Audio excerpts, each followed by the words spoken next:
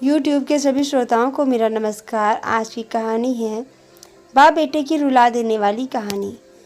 किशन एक कॉलेज में छात्र था। उसने एक डीलर के शोरूम में एक सुंदर स्पोर्ट्स कार देखी थी। वह लंबे समय से अपने लिए एक ऐसी ही कार चाहता था। किशन जानता था कि उसके माता पिता इसे खरीदने में सक्षम हैं, इसलिए उसने उन्हें बताया कि उसे यह कार अपने ग्रेजुएशन कंप्लीट होने पर उपहार के रूप में दे। देखते ही देखते वो दिन भी आया और पिता ने किशन को अपने निजी कार्यालय में बुलाया। उन्होंने उससे कहा कि मुझे आपके जैसे अच्छे बेटे पर बहुत गर्व है।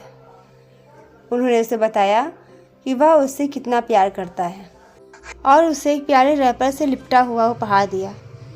किशन उस छोटे से उपहार के डब्बे को देखकर निराशा महसूस करने लगा, लेकिन वह यह जानने के लिए उत्सुक था कि ऐसा क्या था उस बॉक्स में।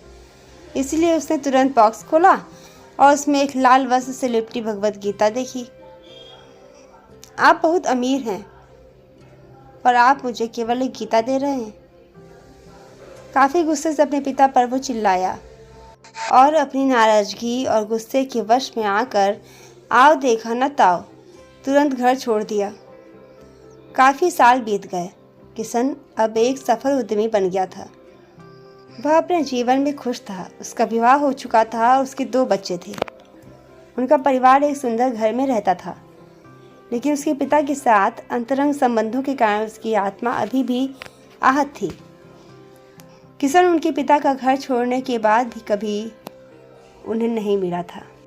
किशन को उस दिन के बाद अपने पिता को न मिलने का पछतावा हमेशा रहने वाला था, क्योंकि एक दिन वह एक पत्र मिला जिसमें उनके पिता के निधन की खबर थी और साथ ही ये बताया गया था कि वह अपने जीवन भर की रिपोर्ट वसीयतनामा के अनुसार अब तक जीवित रहे किशन के नाम पर कर गए थे। अपने पिता की सारी संपत्ति विरासत में मिली। तब किशन अपने पिता के घर पहुंचा और कुछ महत्वपूर्ण कागज की तलाश करने लगा और गलती से उसे वही भगवत गीता का उपहार मिला, जिसे उसने देखा और फिर बहुत उदास हुआ। उस गीता को उसने अच्छे से देखा तो उस पर अपने पिता की हैसियत में कुछ लिखा पाया। उस पर लिखा था, मैं खुद को बेचकर भी हर सपना पूरा करूंगा तेरा, बस तू सपना जरा बड़ा देखना। ये बोल रहा बाप नहीं, जिंदगी का सबसे पहला दोस्त तेरा। किताब से पढ़ी थी, एक चाबी गिरी। ऊपर लगे टैग पर उसने गवाही देने की तारीख के साथ कॉन्ग्रेचुलेशन और आई लव यू लिखा हुआ था। किशन के सर के ऊपर से उसके पिता का साया तो पहले ही उठ चुका था और आज उसकी ज़िंदगी की सबसे बड़ी गलती के बारे में जानकर उसके पैरों के नीचे से भी ज़मीन खिसक गई। इस दिन किशन की आंखें और रूह दोनों पछतावे के आंसू से रोई।